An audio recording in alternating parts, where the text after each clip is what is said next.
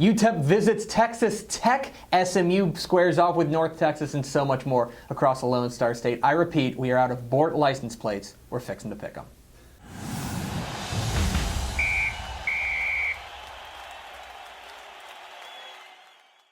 Welcome in to Fixin to Pick'em, your guide to the Texas College Football Weekend. My name is Greg Tepper of TexasFootball.com. Thanks for watching. So many great games across the state. We're going to start on the South Plains of Lubbock. 2 p.m. Saturday at Jones AT&T Stadium. It is the UTEP Miners visiting the Texas Tech Red Raiders. What are the keys to this one? Number one, the obvious one, UTEP's running game against Texas Tech's run defense. UTEP's got a great running game. That's what they want to do. They want to run the ball with Aaron Jones. They want to run the ball with that big offensive line. Meanwhile, Texas Tech's defense was terrible against the run last year and terrible against the run in their opener against Sam Houston State. They now rank 122nd in the nation in rush defense after, again, just 1 year, but they're giving up 6.8 yards per carry to Sam Houston State. That does not bode well, especially against a team like UTEP that's going to want to pound the ball. Number two, kind of on the other side of the coin, it's UTEP's secondary against Texas Tech's passing game. UTEP's secondary was torched last week by Arkansas quarterback Brandon Allen. And it's going to be up to these safeties, LaQuintus Dowell and Deshaun Smith, to figure out exactly what they're going to do, because otherwise, Pat Mahomes, who is currently leading the nation in passing, is going to carve them up. And thirdly, turnovers. Turnovers. UTEP was terrible on the turnover margin against Arkansas. Texas Tech basically won the game by forcing turnovers against Sam Houston State. If UTEP's going to spring this upset, they've definitely got to be in the plus territory when it comes to the turnover margin. Where do I go with this one?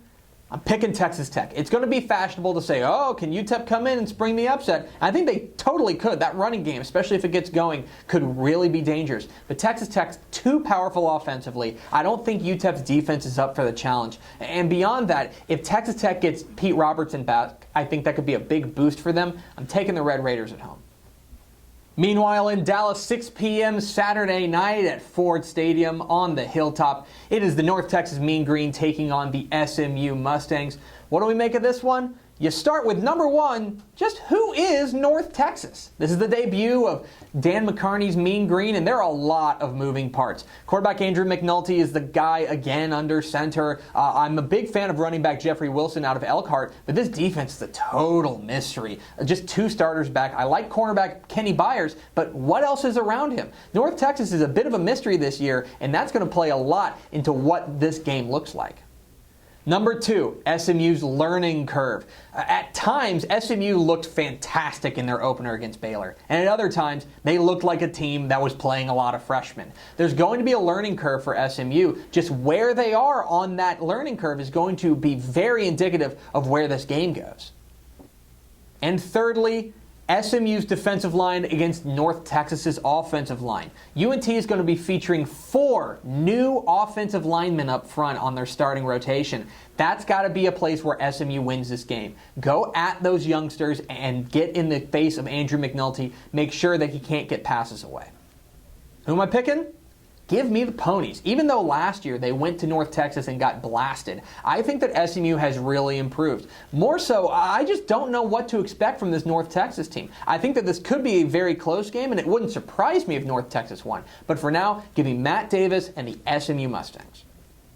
The game everybody's got their eye on, 7 p.m. Saturday night, Rice visits Texas. I am taking Texas in this one, but this could be a very close call, especially if Dreyfus Jackson has a big game for Rice. 11 a.m. Saturday, Houston visits Louisville. Got to pick Louisville in this one. They looked excellent in their loss to Auburn. Houston is going to get there, but I'm not sure they're quite there yet. Also 11 a.m. Saturday, Kansas State comes calling to UTSA at the Alamo Dome. The Alamo Dome is going to be rocking, but I'm not sure it's going to be enough for UTSA to get past the Wildcats. Give me Kansas State. 2:30 p.m. Saturday at Amon G. Carter Stadium in Fort Worth. It is the number 3 TCU Horned Frogs welcoming in Stephen F. Austin. Gotta pick TCU in this one, although I do think that Zach Conk, the quarterback for Stephen F. Austin, can give TCU a little bit of a new look.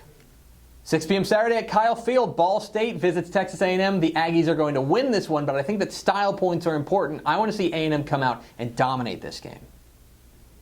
6 p.m. Saturday in San Marcos, Prairie View A&M takes on Texas State. Going with the Bobcats in this one. The Bobcats looks like they're going to get past that loss against Florida State with a nice win.